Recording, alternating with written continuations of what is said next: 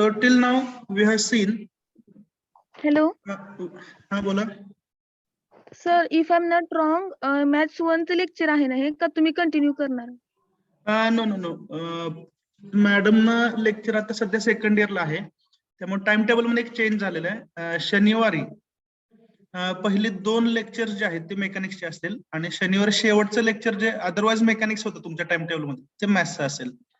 हा एक चेंज आहे टाइम टेबल मध्ये, तो नोट करा. Okay sir. त्यामुळे आता टाइम टेबल मध्ये शेवटी जिथं ईएम दिसतंय मेकॅनिक्स तिथं मॅथ्सचं लेक्चर असेल M1. Okay, shall we continue? Yes, sir. Yes, sir.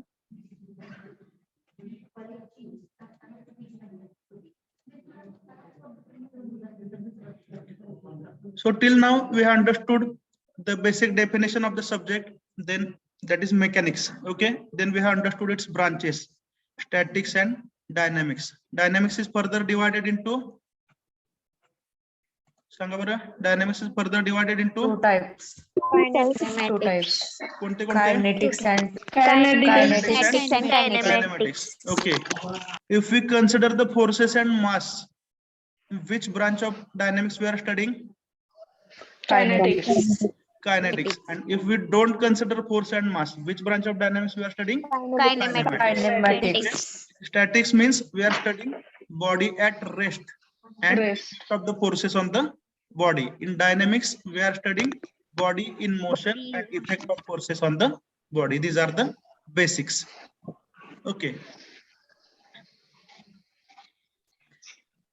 now we have understood what is meant by coplanar force. Coplanar force म्हणजे काय समजलं सांगा? The forces which lie in a single plane, they are called as coplanar forces. Now the coplanar forces can be further classified as concurrent forces or concurrent forces and non-concurrent forces. ठीक है? Now observe the forces F1, F2 and F3. You will find that these forces, they pass through a single point, or these forces can meet at a single point. F1, F2 आणि F3 हे तिन्ही forces जर consider केले तर त्यांची जी line of action आहे किंवा फोर्सची डायरेक्शन जर तुम्ही एक्सटेंड वगैरे केल्या तर ते तिन्ही फोर्सेस एकाच पॉइंटला एकत्र येऊ शकतात. They can meet at a single point. So such forces are called as concurrent forces. आणि नॉन कॉन्करंट फोर्सेस म्हणजे काय? Here you can see number of forces. इथं नंबर ऑफ फोर्सेस आहेत F1 to F6, 6 फोर्सेस दिसतात. आणि हे जर सर्व फोर्सेस तुम्ही एक्सटेंड केले त्यांची लाईन ऑफ ऍक्शन असे जर तुम्ही एक्सटेंड केली तर हे सर्व forces they do not meet at a single point. त्यांचे जे पॉइंट ऑफ इंटरसेक्शन आहेत हे कसे आहेत? मोर दॅन 1 आहेत. आणि इथं जर तुम्ही पाहिलं तर पॉइंट ऑफ इंटरसेक्शन कसं आहे? सिंगल पॉइंट आहे. So when all the forces meet at a single point they are called as concurrent forces, and when these forces do not meet at a single point they are called as non-concurrent forces. This concept is clear. Shall we continue? Yes, sir. Yes, sir. Okay, याचा एक snapshot घ्यायला लागलं तर तुम्हाला, and then we'll continue.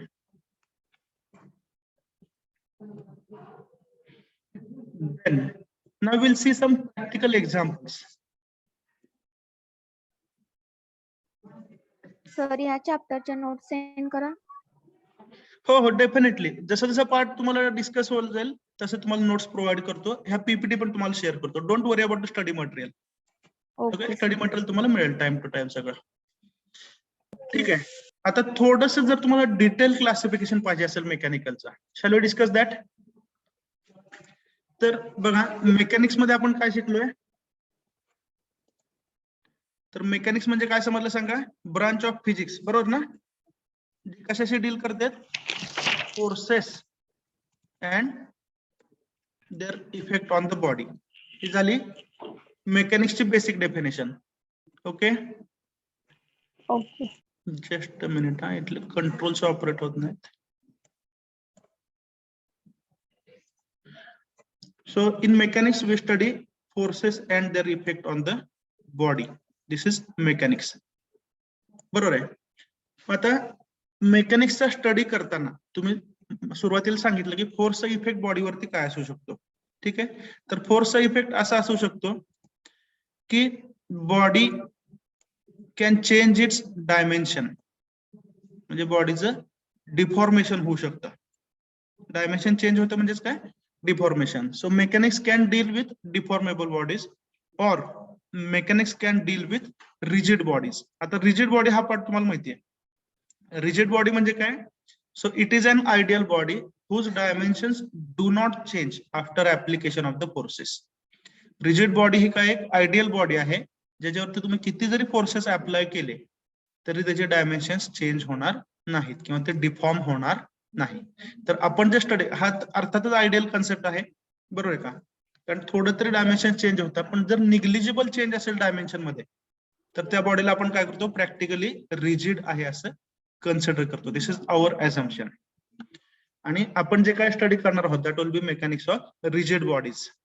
So mechanics of rigid bodies correspond to statics which deals with bodies at rest and dynamics which deals with bodies at motion, and dynamics can be divided into kinetics and kinematics. इथपर्यंत आपल्याला माहिती झालंय.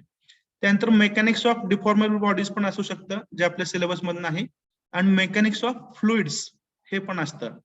जर तुम्ही civil किंवा mechanical ब्रांचचे असाल तर तुम्हाला फ्लुइड मेकॅनिक्स हा सब्जेक्ट सेकंड इयर मध्ये शिकायचा असेल. ठीक आहे, त्याच्यामध्ये पुन्हा एकदा ह्या सर्व गोष्टी फोर्सेस, वेलॉसिटी, एक्सलरेशन तुम्हाला स्टडी करायचं आहे. फक्त ते तुम्ही कोणासाठी शिकणार आहेत, फ्लुइड साठी सेकंड इयर मध्ये, सिव्हिल आणि मेकॅनिकल स्टुडंट्स. आणि आता जे फर्स्ट इयर मध्ये तुम्ही शिकताय हे कोणासाठी शिकताय, rigid bodies. Okay, anyone knows what is the meaning of fluid? Liquid. बरोबर, Any substance that can flow. correct. A substance which can flow, generally it comes under the category of fluid. So a fluid can be liquid, a fluid can be gas. तर हे जे study आहे त्याला आपण म्हणतो fluid mechanics. सध्या आपला syllabus कोणाशी संबंधित आहे, mechanics of rigid bodies. Okay, बघा पाहिजे असेल तर स्नॅपशॉट घ्या, अदरवाइज मी पीपीटी शेअर करतोय. Just a minute, have you started the recording? Yes. Let us see some practical examples of mechanics. See the two pictures, read the thing and tell me what you have understood.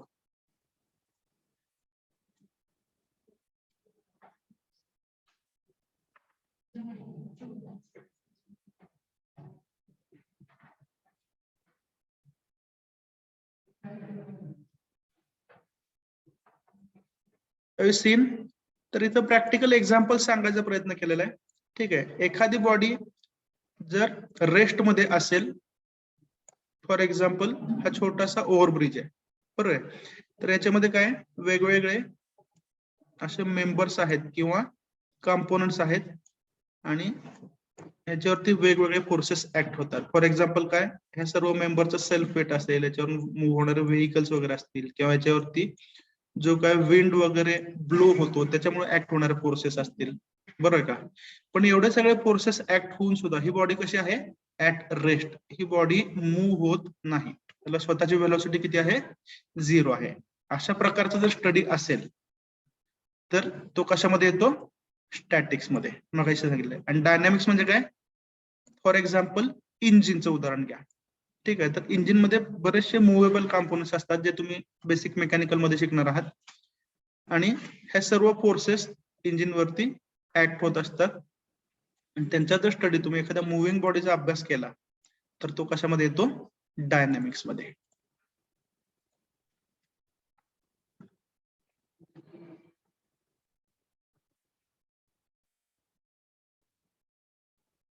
Next अजून काय practical example देतो बघा. म्हणजे हे आपण का study करतोय, बरोबर. आपण इंजिनियर झालो, कोणती जरी ब्रांच आपली असेल तर मी तुम्हाला सांगितलं की आपल्याला बेसिक नॉलेज हे माहिती असलं पाहिजे, बरोबर आहे. आता रिझल्टंट वगैरे ह्या गोष्टी कशासाठी कॅल्क्युलेट करायच्या, are this things just for the sake of getting marks और getting degree?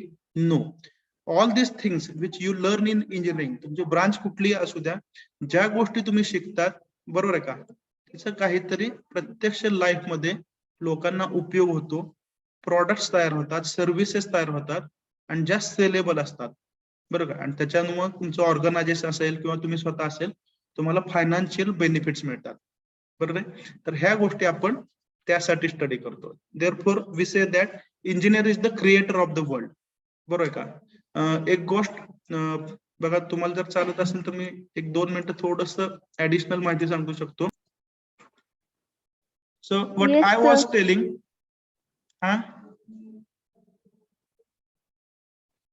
so all these things they are having practical applications. बरोबर आहे? फॉर एक्झाम्पल तुम्ही रिझल्टंट ऑफ फोर्सेस जर शिकला तर त्याचा उपयोग काय असतो? So here you can C one bridge and this is just a minute, I change the colour. तर हा जो काय ब्रिज दिसतो मोठा हँगिंग टाइपचा आहे, त्याचा हा मोठा सपोर्ट आहे. बरोबर का? मग त्याच्यावर ऍक्ट होणारे फोर्सेस कुठले? तर one force is acting in this particular direction जो तुम्हाला दिसतोय, आणि दुसरा फोर्स जो आहे तो या डायरेक्शन मध्ये इथं दाखवतो. हे दोन फोर्सेस असं ऍक्ट होतात. बरोबर आहे? मग इथं असणारा हा जो फोर्स आहे त्याची डायरेक्शन आणि मॅग्नेट्यूड चेंज न करता तो तुम्ही इथं दाखवता. म्हणजे आता बघा, this is the first force under consideration, this is the second force under consideration, आणि ह्या दोघांचा रिझल्टंट फोर्स जो तयार होतोय तो डाऊनवर्ड आहे, आणि तो रिझल्टंट फोर्स या स्ट्रक्चर वरती ऍक्ट होतोय. That's why this bridge is stable. लक्षात येतं का? तर असे थाउजंड्स ऑफ ऍप्लिकेशन आहेत ज्याच्यामध्ये तुम्हाला फोर्सेस आणि त्यांची स्टॅबिलिटी आणि त्याचं रिअल लाईफ ऍप्लिकेशन बघायला मिळतं. So all this things we are going to study in mechanics. This was just one example. Okay, so इथं बघा, तर इथं दिसणारे जे फोर्सेस आहेत आता मी जे तुम्हाला दाखवले, बरोबर आहे? हा पहिला फोर्स आणि हा दुसरा फोर्स. तर हे दोन्ही फोर्सेस जर तुमची यांची लाईन ऑफ ऍक्शन जर ऍडजस्ट केली तर हे काय होतात? ते meet at a single point. ते एका पॉइंटला मीट होतात, आणि शिवाय ते कसे आहेत? एका व्हर्टिकल प्लेन मध्ये आहेत. त्यामुळे या फोर्सेसला तुम्ही काय म्हणू शकता? Coplanar forces which are concurrent. हे दोन्ही फोर्सेस एकाच प्लेन मध्ये आहेत आणि एकाच पॉइंटला मीट होतात. तर याला काय म्हणायचं? Coplanar concurrent forces. हे फक्त एक्झाम्पल आहे, त्याचं काय मी फारसं शिकवत नाहीये. I am just telling you the real life examples.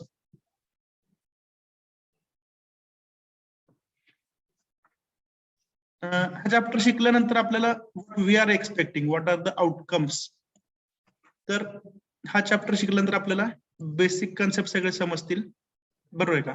आणि जे laws for finding the resultant or composite of the forces, का कंपोजिशन ऑफ फोर्सेस, हे आपल्याला शिकता येईल आणि रिझल्टंट काढायला आपल्याला जमेल. हे जसं जसं आपण लॉस शिकतो तसं तुम्हाला जमेल.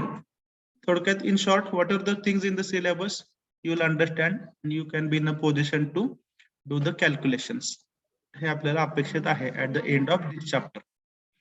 Then we have seen the basic definitions of mechanics, statics, dynamics, kinetics and kinematics. Shall we continue? मला तर वाटत नाही का रिपीट करायची गरज आहे. Shall we continue?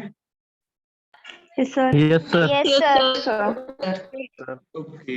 We have also understood the areas of application of mechanics. तर mechanics जे आहे हे तुम्ही कुठं कुठं यूज करू शकता? रिजिड बॉडीसाठी यूज करू शकता, डिफॉर्मेबल बॉडीसाठी यूज करू शकता, किंवा फ्लुइड साठी यूज करू शकता. And we have seen the different applications of mechanics. And now we are starting the syllabus. Introduction to the subject, introduction to the chapter झालेले आपलं. And here I need more answers from you. These are some basic concepts. याच्यावरती multiple choice questions विचारले जाऊ शकतात. म्हणजे एक प्रश्न असेल, 4 पर्याय असतील, out of them 1 will be correct. Okay, so these are the basic definitions. Okay, मी तुम्हाला सांगितलं त्यामुळे छोट्या छोट्या गोष्टी पण डिफाइन करायला थोड्याशा प्रॅक्टिकली अवघड आहेत. So how can we define a body? an object which has definite mass and which occupies definite space. तर बॉडी म्हणजे काय? असा एक ऑब्जेक्ट आहे ज्याला मास पण आहे आणि व्हॉल्यूम पण आहे. Is it understood? बॉडी म्हणजे काय? It has got mass as well as volume. On the other hand, particle म्हणजे काय असतो? तर पार्टिकल हे अशी एंटिटी आहे, बरं का, ज्याला मास पण नाही व्हॉल्यूम पण नाही. Are you getting or not? Body आणि पार्टिकल मध्ये डिफरन्स लक्षात येतो ना? तर बॉडी काय आहे? त्याला डेफिनेट मास आहे आणि त्याला डेफिनेट व्हॉल्यूम पण आहे. That is body. On the other hand, particle ही अशी एंटिटी आहे ज्याला मास पण नाही आणि व्हॉल्यूम पण नाही, but it still exist. Is it understood? Yes sir. Yes, sir. Okay. Yes, sir. Then the body Sir. can No, be sir. the body can be classified into rigid body or elastic body or plastic body. So will tell me the difference among these three: rigid body, plastic body and elastic body. काय काय फरक आहे? Rigid body is ideal body. Okay, नाही आपल्या सोप्या भाषेत सांगा, definition वगैरे काय नको. रिजिड बॉडी म्हणजे काय असतं, तर त्याच्यावरती जर तुम्ही फोर्सेस अप्लाय केलाय, कारण हे सगळं तुम्ही लिहून घेणार आहेत, I am going to read all this things no doubt, पण आपण समजून घेऊया आधी. तर रिजिड बॉडी ही काय अशी बॉडी आहे ज्याच्यावरती जर तुम्ही फोर्सेस अप्लाय केले तर त्याची डायमेन्शन्स चेंज होत नाहीत. रिजिड बॉडी हा आयडियल कन्सेप्ट आहे, जसं तुम्ही आता सांगितलं, बरोबर आहे. So a body which does not change its shape और dimensions when the force is applied, that is rigid body. ठीक आहे, म्हणजे डायमेन्शन बदलणारच नाहीत, कायम कॉन्स्टंट राहतील, ही झाली रिजिड बॉडी. ठीक आहे. दुसरी बॉडी असू शकते इलॅस्टिक बॉडी. बरं का, इलॅस्टिक बॉडी काय, when you apply the forces dimensions will change but temporarily, and when the force is removed body will regain the dimensions. Elastic बॉडीच्या केस मध्ये काय होतं, तुम्ही फोर्सेस अप्लाय करतात, डायमेन्शन चेंज होतात, आणि ज्यावेळी फोर्स रिमूव्ह करतात त्यावेळी ते डायमेन्शन रिगेन होतात. Such type of body is elastic body. आणि प्लास्टिक बॉडी म्हणजे काय असतं, when you apply the force dimensions will change, and then that change of dimensions will be permanent. That is nothing but plastic body. Have you understood the difference of these three? Yes, sir. Yes, sir. Okay, so Yes, first sir. thing, what is body? It has got certain mass Yes, sir. and certain volume. Body can be classified into rigid body, elastic body and plastic body. Rigid body is a body whose dimensions do not change when the forces are applied. In case of elastic body, when the force is applied, dimensions will change temporarily, and when the force is removed, body will regain the dimensions. And in case of plastic body, the dimensions will change, and that change of dimensions will be permanent.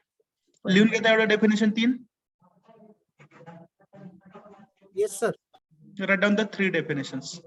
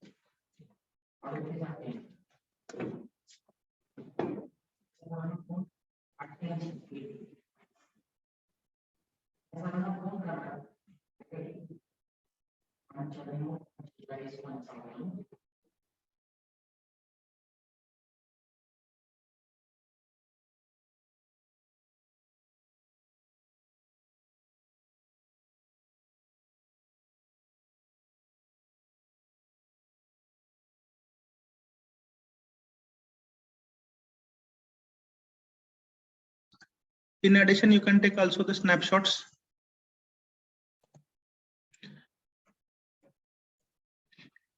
Is it over? Shall we continue?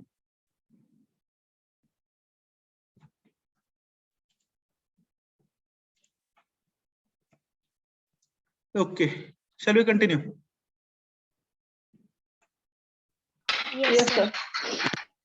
Okay, जर कोणाचं राहिलं असेल तर snapshot घ्या, नंतर complete करा लिहायचं. Will continue. Rigid body can have different types of motion.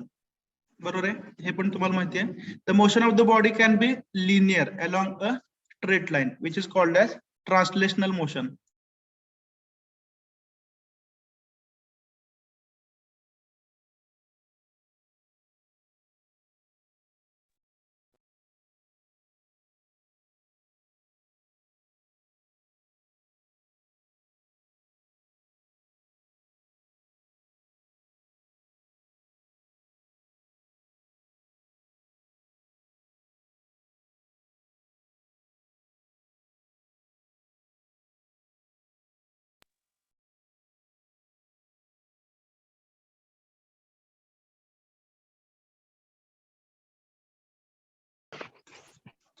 there is one instruction from you for you. तर जे लेक्चर्स रोजच्या रोज होणार आहेत टाइम टेबल मध्ये ते सर्वच्या सर्व लेक्चर ऑल सब्जेक्टचे हे एकाच लिंक वरून तुम्ही जॉईन करू शकता. म्हणजे वेगळ्या सब्जेक्टसाठी वेगळी लिंक किंवा प्रत्येक दिवशी वेगळी लिंक असं होणार नाही. त्यामुळे जी काय लिंक आता तुम्हाला टेलिग्राम वरती अवेलेबल आहे ठीक आहे त्याला तुम्ही पिन करा. ते मेसेज जर सिलेक्ट केला तर राईट साइडला पिन म्हणून एक ऑप्शन येतो. ते लिंक तुम्ही सेव्ह करा. म्हणजे जर तुम्ही बाकीचे मेसेजेस डिलीट केले तरी तो पिन केलेला मेसेज असतो. जसं व्हॉट्सअप मध्ये आपण स्टार वगैरे करतो तसं तो टेलिग्राम मध्ये पिन म्हणून ऑप्शन आहे. किंवा ती लिंक तुम्ही व्हॉट्सअप वरती जिथं तुम्ही जास्त युज करता अशा ठिकाणी तो मेसेज फॉरवर्ड करून ठेवा. आणि एकाच लिंकने रोजच्या रोज सर्व लेक्चर तुम्ही अटेंड करू शकता. Is that clear? प्रत्येक दिवशी किंवा प्रत्येक सब्जेक्टसाठी लिंक चेंज होणार नाही. Okay, please note this point. Join the Telegram channel given to you. त्याच्यावरती सर्व इन्स्ट्रक्शन सर्व टाइम टेबल होणार प्रत्येक लेक्चर जे आहे you must know this thing. होणार प्रत्येक लेक्चर जे आहे ते आम्ही युट्यूब वरती अपलोड करत असतो. आता कालचं लेक्चर इंट्रोडक्टरी होतं त्यामुळे त्यातलं काय फारसं अपलोड करून तुम्हाला माहिती द्यायची गरज नाही. तरी पण ते लेक्चर मी अपलोड करेन युट्यूब वरती. प्रत्येक सब्जेक्ट टीचर प्रत्येक लेक्चर हा युट्यूब वरती अपलोड करेल आणि त्याची एक युट्यूब लिंक जनरेट होती. ती लिंक प्रत्येक सब्जेक्ट साठी तुम्हाला वेगळ्या वेगळ्या एक्सेल शीट मध्ये प्रोव्हाइड केल्या जातील. त्याला आपण टीचिंग डायरी असं म्हणतो. Are you getting? ह्यात इन्स्ट्रक्शन आलेलं मी तुमच्यासाठी रिपीट करतोय.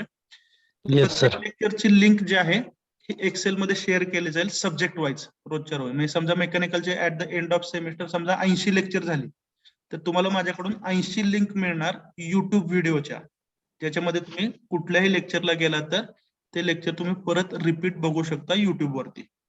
Is that fine? असं प्रत्येक सब्जेक्ट साठी तुम्हाला जेवढे लेक्चर झालं तेवढ्या लिंक अवेलेबल असतील.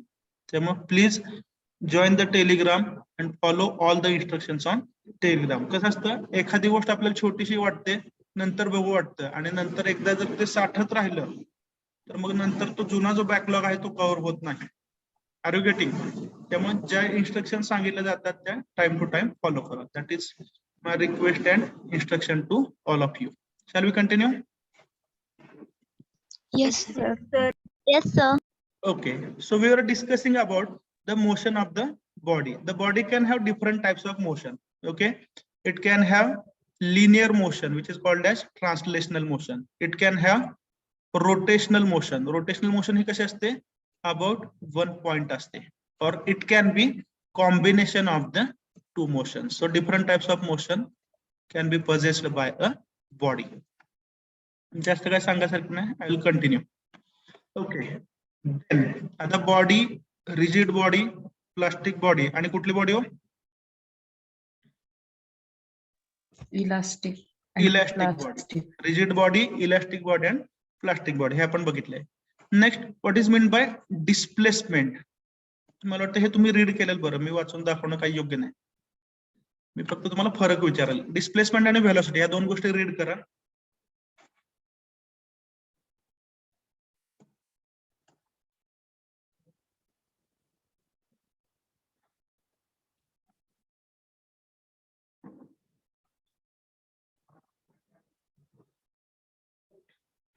तर डिस्प्लेसमेंट हे बेसिकली काय आहे? डिस्टन्सच आहे बरोबर का.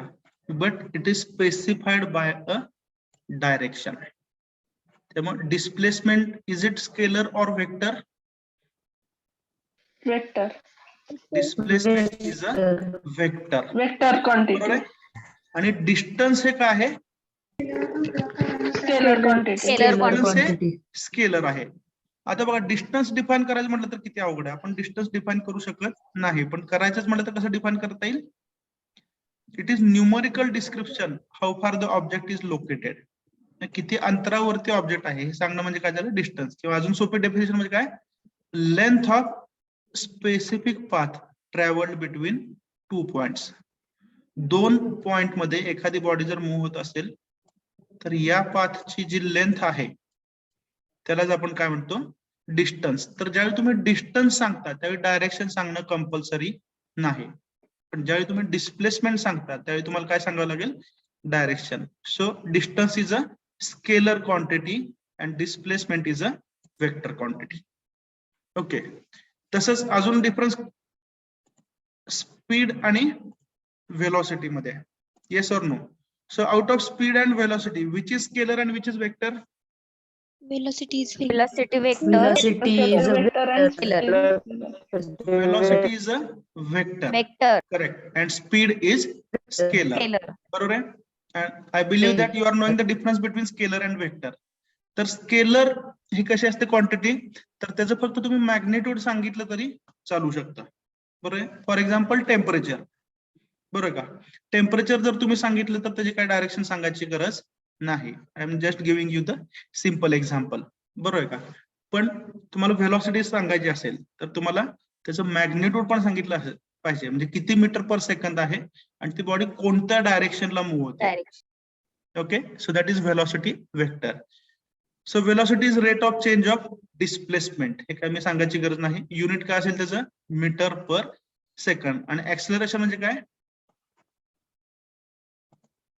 Rate of change of velocity. म्हणजे व्हेलॉसिटी हे काय आहे सोप्या भाषेत? व्हेलॉसिटी काय आहे? तर डिस्टन्सचं फर्स्ट डेरिव्हेटिव्ह आहे. Is it correct? Yes sir.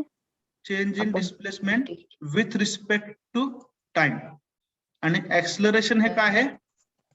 Second derivative of displacement. Correct. It is rate of change of velocity with respect to time, with respect to time. किंवा त्याला तुम्ही काय म्हणू शकता? Second derivative of the displacement. हे multiple choice question मध्ये या गोष्टी महत्वाच्या असू शकतात. Please note this point. Velocity हे काय? डिस्प्लेसमेंटचं फर्स्ट डेरिव्हेटिव्ह आहे आणि ऍक्सेलरेशन हे काय आहे? Second derivative. बरोबर आहे? आणि what is velocity? Rate of change of displacement. What is acceleration? Rate of change of velocity.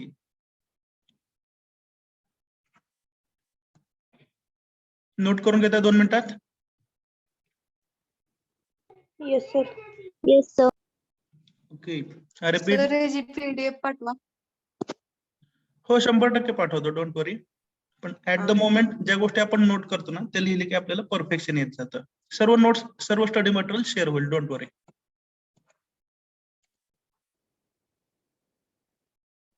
Note down all these things. You can also take the snapshot.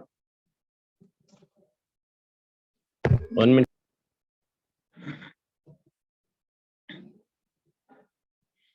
So in these definitions, we have understood the difference between scalar and vector quantities. For defining a scalar, we have to describe or we have to tell only the magnitude. Here direction is not required for describing the scalars. But if you want to describe a vector, you have to describe or mention both the things, magnitude as well as direction. For example, distance is a scalar, displacement is a vector, speed is a scalar and velocity is a vector. मी सांगतो हे छोट्या छोट्या गोष्टी note करत राहा. बरोबर आहे? Velocity म्हणजे काय? First derivative of displacement. v is equal to ds by dt. पहिलं derivative. Change with respect to time घेतो आपण जनरली, त्याला आपण डेरिव्हेटिव्ह म्हणतो. बरोबर आहे का? कुठलाही चेंज छोटा छोटा जर तुम्हाला स्पेसिफाय करायचा असला तर तुम्ही कशामध्ये सांगता? डेरिव्हेटिव्ह मध्ये सांगतात. आणि सर्व छोट्या छोट्या क्वांटिटीज एकत्र करून जो काही इफेक्ट होतो तो आपण कशाने सांगतो? Integration. So velocity is first derivative of distance आणि displacement. Acceleration is the second derivative of displacement. d2s by dt square, त्याला आपण dv by dt असं म्हणतो. डिस्टन्स हे पण लिहिलं असेल. Shall we continue? Yes, sir. Yes, sir. Okay, then we have defined the speed.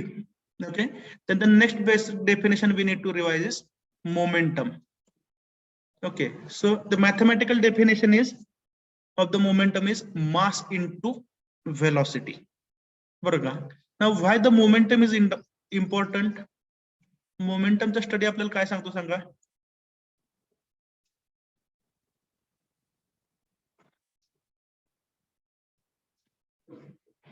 तर जो rate of change of momentum आहे हा काय डिफाइन करतो? Force. Is it correct? Yes और no? Yes, sir. Yes, yes. Yes. त्यामुळे कुठल्याही बॉडीवरती जो फोर्स ऍक्ट होतो, बरोबर आहे का, त्याच्यामुळे जे काय चेंजेस इन व्हेलॉसिटी होतात तर ते कशामध्ये रिफ्लेक्ट होणार आहेत in terms of change of momentum. त्यामुळे आपण काय म्हणतो rate of change of momentum is nothing but force. म्हणजे व्हेलॉसिटी मध्ये जो काय चेंज होतो तो आपल्याला काय सांगतो त्या फोर्सचं मॅग्नेट्यूड सांगतो. Is that clear? म्यूट करा Yes, yes. अभिजित गिरे. Yes. Okay, so this is nothing but momentum, mass into velocity, and we have understood the difference between scalar and vector. मला वाटतं काही लिहायची गरज नाही. स्नॅपशॉट घेताय पीडीएफ मी शेअरच करतोय.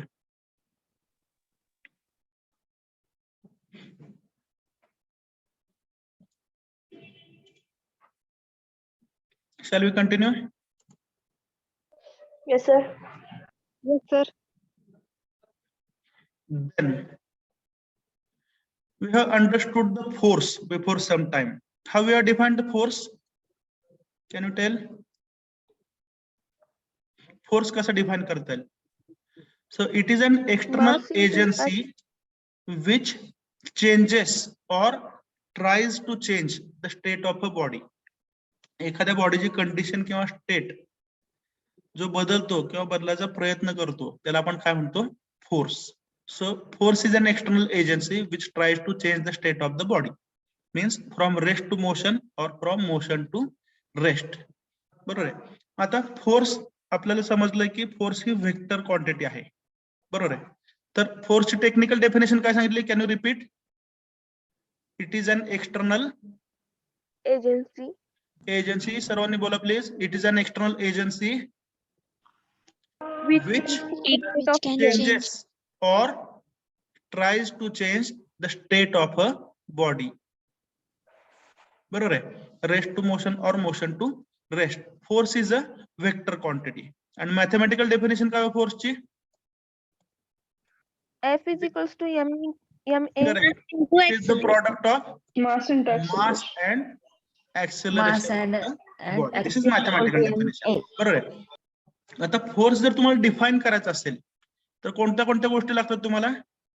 तर फोर्सचं मॅग्नेट्यूड तुम्हाला माहिती पाहिजे. ओके. तर मॅग्नेट्यूड म्हणजेच काय? त्याला युनिट पण पाहिजे. बरोबर आहे. What is the unit of force? Newton. Newton. हे एसआय युनिट. आणि CGS unit? Dyne. Dyne. Very good. What is the relation between Newton and dyne? 1 Newton is equal to 1 Newton is equal to 10 raised to 5 dynes. 10 raised to 5 10 dyne. raised to 5 dyne. Very good. Very good. आणि अजून एक काहीतरी होतं energy. Joule and erg. Joule and अर्ग. Erg. Very good. Okay. What is the हे कशाची unit आहे तो? Energies. Energy. नंतर करतो lecture. These are the units of Energy. energy. What is the relation between them?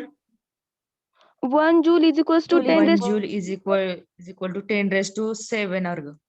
Correct. 1 joule is equal to 10 raised to 7 erg. And 1 Newton is equal to 10 raised to 10 5 raised to 5 dyne. dyne. Okay, very good. Next, I will ask you one simple question. What are the fundamental units? Sir. 7. Fundamental quantity कोणत्या कोणत्या आहेत? Length, Quantity. mass. Length, mass, बरोबर. Length, मास Time, आणि temperature. Time. time, temperature. ज्या काय physical quantity आहेत त्यापैकी fundamental quantity कोणत्या कोणत्या आहेत? Length, mass and time. त्यांचे युनिट कुठले कुठले? लेंथचं कुठलं युनिट? मीटर. बरोबर का? मासचं Kilogram.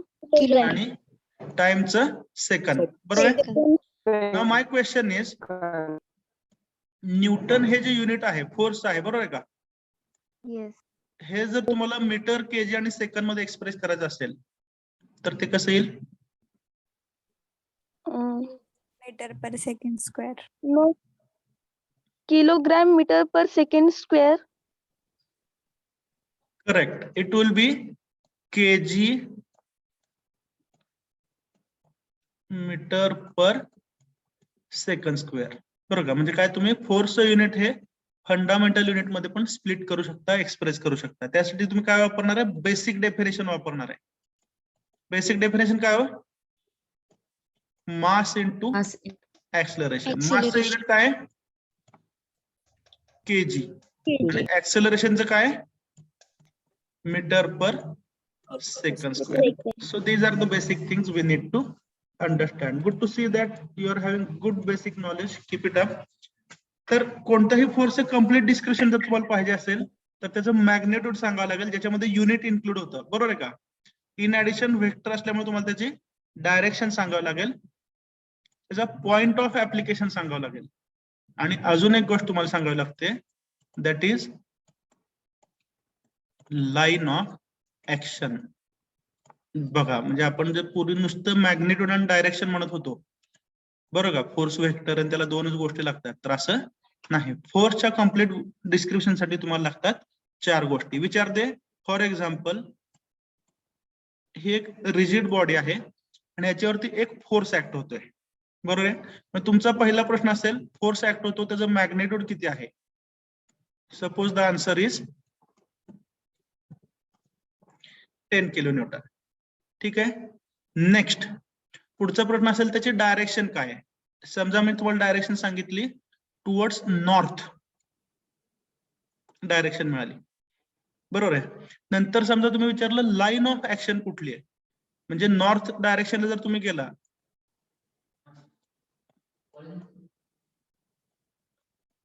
तर हे चारही फोर्सेस नॉर्थलाच ऍक्ट होतात. Yes or no? त्यामुळे तुम्हाला पुढची गोष्ट काय पाहिजे? लाईन ऑफ ऍक्शन पाहिजे.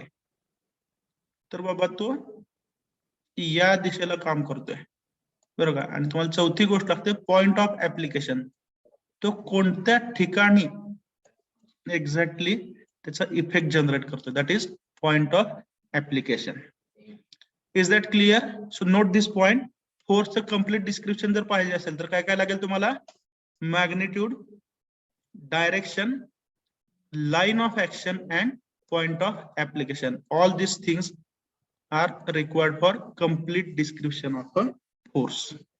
Write down, for complete description of a force we should mention, for complete description of a force we should mention number 1 magnitude, number 2 direction, third line of action, and fourth point of application. Okay, now 5 minutes are remaining. I think we should have attendance.